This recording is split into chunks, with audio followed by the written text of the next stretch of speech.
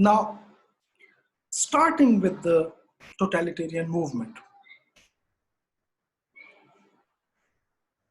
Hannah Arendt describes totalitarian movement into five major aspects, if I try to summarize her writings. She starts with the well-known and perhaps one of the most important aspects of a totalitarian movement, and that is a totalitarian leader.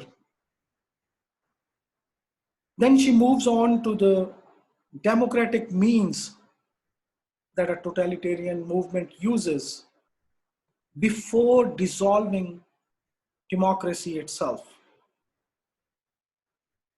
The third aspect of totalitarian movement is how it transforms society into masses by creating atomized individuals.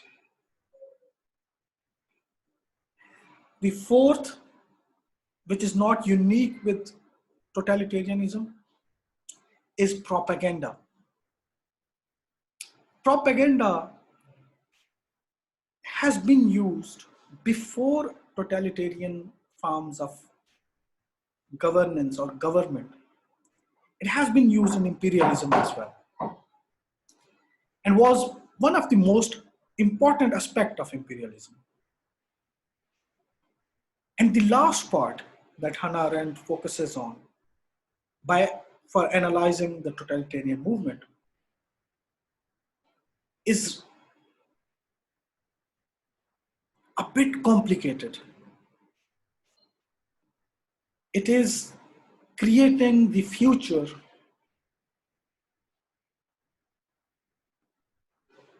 which is imaginary, but at the same time, it exists in your present. Now, this is the tricky part. It's complex. It involves propaganda of sophisticated ideas, and it creates a web in which groups and individuals find themselves comfortable being caged. It's creating the future in present. Now, starting with totalitarian leader, Hannah Arendt argues that the image of a leader is created of someone who is flawless, who cannot do wrong, who cannot speak a lie. His words are meant as law and obligatory moral norms. A totalitarian movement actually harnesses and prospers on the fickleness of masses, on the changing loyalties of masses. It harnesses that fickleness. At the same time, it prospers on that fickleness. And leader is perhaps the most important instrument in that movement who harnesses that fickleness.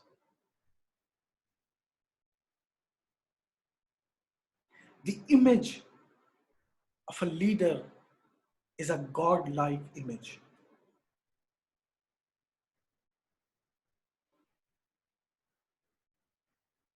Sometimes even better than God. Because in this case, the followers even don't rely on a reason to believe. Having faith in God is mostly dependent on reason to believe. But in this case, followers don't even need a reason to believe. A totalitarian leader is portrayed as a stronger entity than the entity of a god. Moving on to the aspect where a totalitarian movement uses democratic means to dissolve democracy itself. Now, Hannah Arendt argues that totalitarian movement uses a mass propaganda, finds itself comfortable in using some of the established norms for creating the new norms. And in that context, democracy as a norm, as a system, becomes an instrument of gaining power, but later it becomes a liability on a totalitarian regime. So it needs to be dissolved. Third aspect of a totalitarian movement is transforming the society into masses. Now, this aspect depends firstly and foremostly on creating an atomized individual. What is an atomized individual? Hannah Arendt explains that it is when men were torn from their relations with other men. They became atomized and isolated individuals that constituted a mass rather than a society or a body politic. The psychology of an atomized individual is very interesting. It is characterized on the one hand by self-centeredness. And in this self-centeredness, a totalitarian movement creates an image of victimness.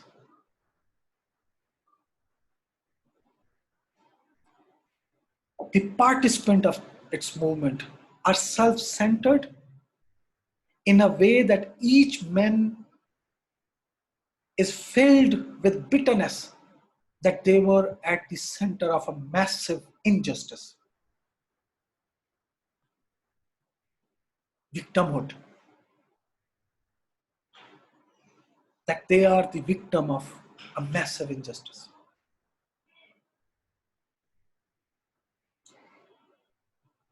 At the same time,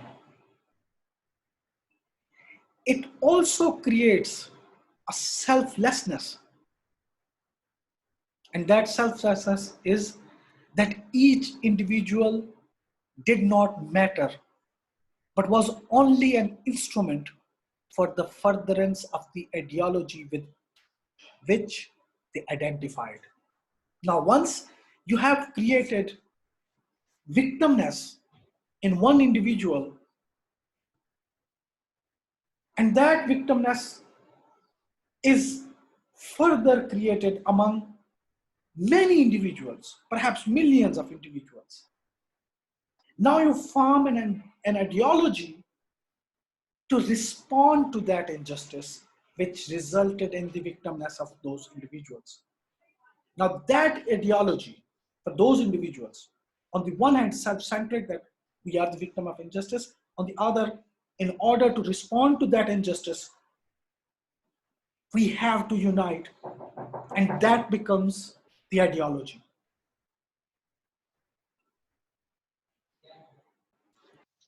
Now, how that ideology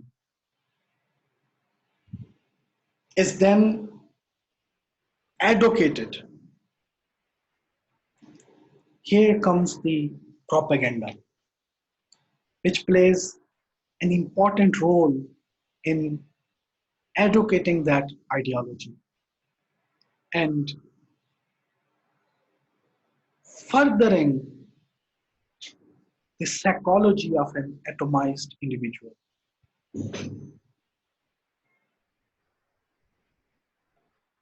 Now, what is propaganda? Propaganda has existed, Hannah Arendt argues, at least a half century before the emergence of totalitarian regime. And that existed in the rise of imperialism. It wasn't as totalizing as a totalitarian propaganda was, but it was there. Hannah Arendt argues that the success of totalitarian propaganda lies in the modern masses' distrust of their own reality and of their own experience. Repetition, that means repeating, convinces the masses of a truth, not the argument. Rather, repeating one particular aspect and repeating it, that becomes the most important tool in convincing the masses about the truth, which might not be true.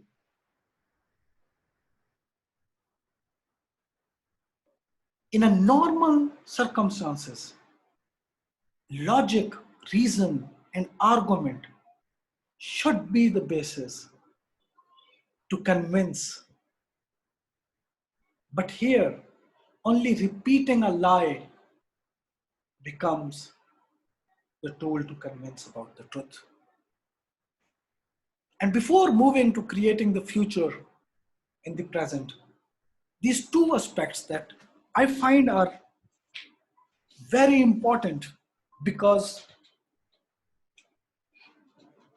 what we call social media, what we use as a space that is perhaps in its nature democratic, actually falls into the trap of totalitarianism by creating these two characteristics of its functioning that end up helping the totalitarian regimes. First, atomization, isolation of an individual. In social media or on social media, individuals are atomized, isolated, at the same time are part of the masses, because that is the mass use. And I'm sure a lot can be written in analyzing how social media's unintended impact on societies has been somewhat similar to the impact of a totalitarian movement that transforms societies into masses and creates atomized individuals. The second aspect is propaganda, how social media is used to repetition, not argument, but repetition to convince of a truth, to convince the masses that this is the truth. Again, here, social media is again used to repeat the mantra, repeat the narrative that is not facts-based, reason-based, but it becomes the truth only because it has the space where it can repeatedly appear in front of your eyes and where you repeatedly confront it and read it, and eventually it ends up becoming a truth. So these two aspects, I think, are important in analyzing the role of social media in our contemporary societies. But that was just a hint for some of you if you want to analyze the totalitarian movements in contemporary times or the right-wing populism movements. And last but not the least is creating the future in the present. Now, what is creating the future in the present? Nazis used the propaganda to create, on the one hand, Volksgemeinschaft, the folk community, which is superior, which should dominate. On the other, the conspiracy that Jews are involved in all the ills of the world.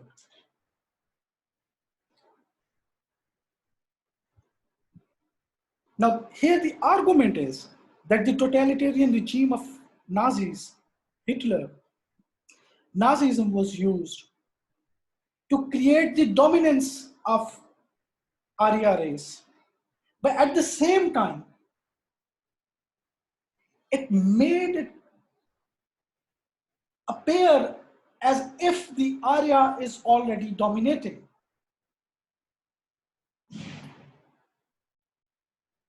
The means of terror, violence that were involved were one way of expressing that dominance. There are many complicated aspects of this characteristic of a totalitarian movement that I'm sure we can discuss. But it is perhaps the trickier and most complicated aspect of a totalitarian movement, how it creates the future in the present to convince the individual to participate in that present actively. Because by doing that, not that individual is only creating the imagined future, but also making that present a possible reality or realizing that present, realizing that future into that present. If you look at some of the right-wing populist regimes and right-wing populist movements in France, in Germany, in Poland, in Hungary, in UK, in United States, even to some extent in Denmark and Sweden, you will find many similarities in these right-wing movements and in some cases right-wing regimes that are similar to the totalitarian movements of early 20th century.